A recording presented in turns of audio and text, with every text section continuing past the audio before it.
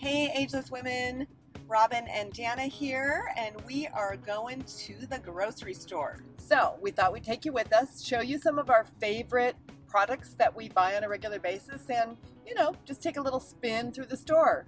If you're a woman 45 plus looking to have your best health, your best body, your best vitality, no matter what your age, you are in the right place. Let's go shopping. Okay, we're going to start in the perimeter of the store because that's the healthiest place to shop, and here we are in the berries. These are not organic, Conventional berries. and we know that in the dirty dozen, as they call it, very often berries are the ones you want to go organic. So let's look at pricing. Let's do some pricing.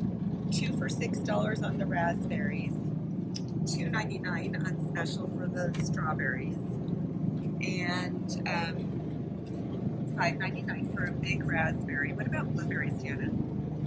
2 for $4 on the conventional blueberries. So let's go look at the organic and see the difference in pricing. Here we are at the organic. Let's compare. So we've got, they're $3.99. So that's about double the price for this. They were 2 for $4. Now we got But they were on $3.99. special. Okay, so the organic raspberries are $5. So that was about double. So the organic strawberries are $3.99. That's so out of all the berries, the best deal would be the organic strawberries. I believe they actually taste better. Why do you think they taste better? I don't know. I just feel like the organic strawberries taste better. Personally, I almost always buy organic berries because they are usually in the dirty dozen, and to me, my health is worth it. And so I don't worry about what the other price is on the non-organic. I go organic. In contrast to berries, which we believe ideally is best to do organic, you can go with a conventional pineapple. It's what we call one of the clean 15, and you don't have to worry about pesticides and that type of thing. You're not going to see as many chemicals on inside the fruit with a pineapple because it's got that hard outside, so you can go with conventional and be feeling pretty good about it. Okay, so here we are at the organic nectarines and peaches, $1 more at $3.49. What do you think, Robin? I think that since nectarines, peaches are on the dirty dozen, it would be worth it to spend the extra $1 to go organic. But let's find something else in the store that we would choose just conventional because we're not so worried about it. So let's look at avocados, which are part of the clean 15. These are 2 for $5, large avocados. Let's swing on over to the organic. The organic are $2.99 each. So I would probably go with the conventional on this just to save a little bit there. One of the foods that I primarily will look for organic all the time are potatoes. They are heavily pesticide sprayed and they can absorb those pesticides pretty easily. They are more expensive. This is a 3-pound bag for $4.99. And then the regular potatoes, which are right over here, are 99 cents a pound. So if you were buying 3 pounds, it would be $3 versus $4.99. Things I love that you're going to find in most Vaughn's and Albertsons is this brand Organics. You can see here the organic sweet corn. There's the organic sweet mini peppers, which last in your fridge forever. Organic mushrooms, which actually are on the clean 15, but nevertheless, I just really like this brand. If you're going for some convenience, here's some romaine lettuce in the organics brand. Lettuce is one of the dirty dozen that, or at least spinach is, and I like to kind of keep my lettuce, my spinach, all my salad types of things in organic whenever possible. Actually, onions are not as much of a concern. They're on the clean 15, so you don't have to go organic on onions, but it's just a matter of choosing, and it depends on your budget and your sensibilities. So here's the thing, when push comes to shove, we would rather see you eating lots of produce, veggies, and a moderate amount of fruits and so forth, even if they're not non-organic, rather than feeling that you absolutely must buy organic, because the truth is you're going to get great nutrition in these kinds of things. But if you're looking to really go maximum on your health and wellness, start just creatively adding organic in by addressing the dirty dozen and the clean 15. So I know y'all want to eat healthy, and the truth is it's a juice jungle out here, because if you're a mature woman, maybe struggling with a little insulin resistance or lower carbohydrate threshold, you're going to find all sorts of fructose in these wonderfully nutrient dense packed drinks. We're going to take a look at a couple of them and maybe at least make the best recommendation.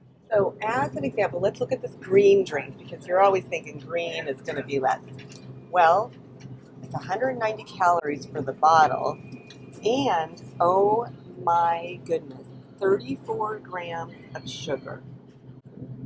34 grams of sugar in one drink, and it's not even like a strawberry margarita. This is orange juice. Now, if you were to drink this whole bottle, it's 45 grams of sugar. I mean, that's more sugar than I eat for the entire day. So juice is pretty much off the list. So, a favorite baking ingredient that we use on a very small scale, but it is important, is pure maple syrup. Now, look at this row. There is all sorts of maple syrup here. We don't want it with added sugar. We just want pure maple syrup. But again, I'm loving this organics brand. You're going to find a lot of your conventional grocery stores across the nation. This one is $5.99 on sale right now. Normally $8.99. There are so many peanut butters to choose from in the conventional grocery store, and there's not a whole lot of great choices. You all probably grew up hearing about Jif, which is full of unhealthy vegetable oils, added sugar, and so forth. But we do again find this organics brand. This is the only organic peanut butter product in this particular store, but they're not all equal. This particular one is just sea salt and peanuts. However, there's another option called a spread, and that spread does have some vegetable oils added. So be sure you're going for the peanut butter, and you're always reading the label. There's some naturally occurring sugar, 2 grams per serving in both, but you want to avoid the extra ingredients and go as natural as possible. Okay, so we're in the bread aisle. Now, neither Dana and I, we do not consume a lot of bread, and when we do, we try to go with organic or sprouted. One particular bread that is a little bit better than others, that is, if you can find organic, great, but it's harder in the grocery store, is sourdough. But let me tell you what you want to look at in sourdough.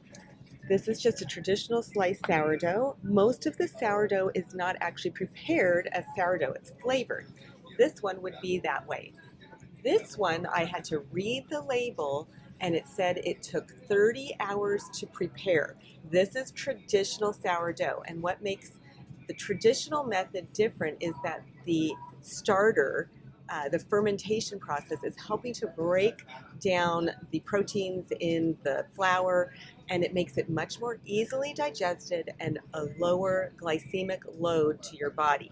So if you're going to eat a sourdough bread, you want it traditionally made, anywhere between 12 to 30 hours for making this loaf of bread, where this probably took a few hours.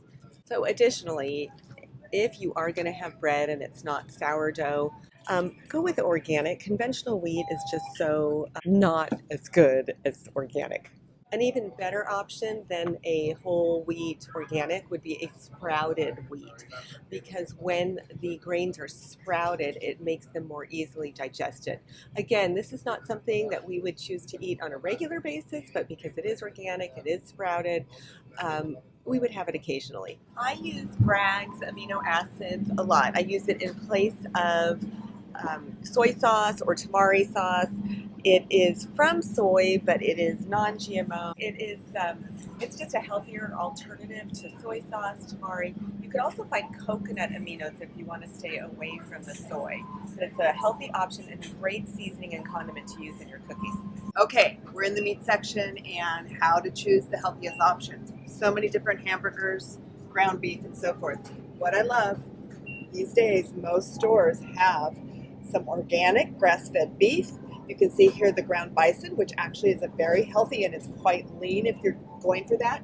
We can find grass-fed ground lamb, and this can add a really interesting flavor. I've used it in spaghetti sauces. I've used it in kind of a Mediterranean, Greek kind of a stir fry. So these are great options. What we do know about lamb in general, here's some lamb chops, is that it tends to be a healthier option. So much of it comes in from Australia and New Zealand. Here's another, again, Open Nature is another brand that we like. We'll hopefully see the chickens in the roasting section. So here's a flank steak, grass-fed. Will they run a little bit more expensive? They will, but I think it's worth it. Okay, in the poultry section, same thing, looking for the healthiest option available. Here we've got the conventional poultry from the local grocer. We don't know, what's going on with antibiotics. We have some like Foster Farms that say no antibiotics ever, but what we have here with organics, we know that it's free range, that there's no added antibiotics or growth hormones. This would be my first choice. So the last thing you want to do is think that you're eating healthy when you just grab a simple carton of yogurt. This has 25 grams of sugar in it. There are better options, and I'll share some of those with you in a minute. Yogurt, what are your best options? These are two that are decent, that are actually already flavored. One is Siggy's, it has 8 grams of sugar. The other is Icelandic, it has 10 grams of sugar. Now these do have added sugar to them, but they're a better option than, say, Chobani, which is 16 grams of sugar, and this is supposed to be one of the healthier ones.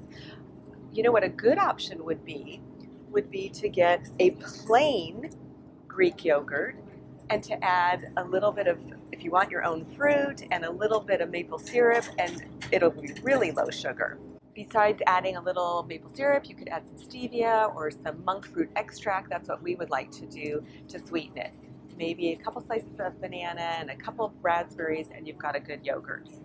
Well, let's talk about coffee, because lots of people are trying to figure out what should I put in my coffee. Well, if you're not sensitive to dairy, and if you do the Eat Live Thrive diet, you can test that and find out if it's something that's working for you or holding you back from health and weight loss. But if you are okay with it, we like organic half and half. If we're going to do any dairy, we'll do organic dairy. Alternatively, you can use almond milk, coconut milk. We really love the Calafia Farms. This is a toasted coconut almond milk, and we love this in our tea and our coffee. It's really delicious. It's sweetened with a tiny, tiny bit of monk fruit extract. So when you want coffee, is this what you reach for? A non-dairy creamer, French vanilla, no sugar? You're thinking you're doing so well on your diet? Well, this is full of artificial sweeteners. It's got corn syrup solids. It probably has some partially hydrogenated oils. We have so many better options for you. In fact, you could use a full-fat coconut milk, and that would actually even be creamier, and a little bit of monk fruit extract.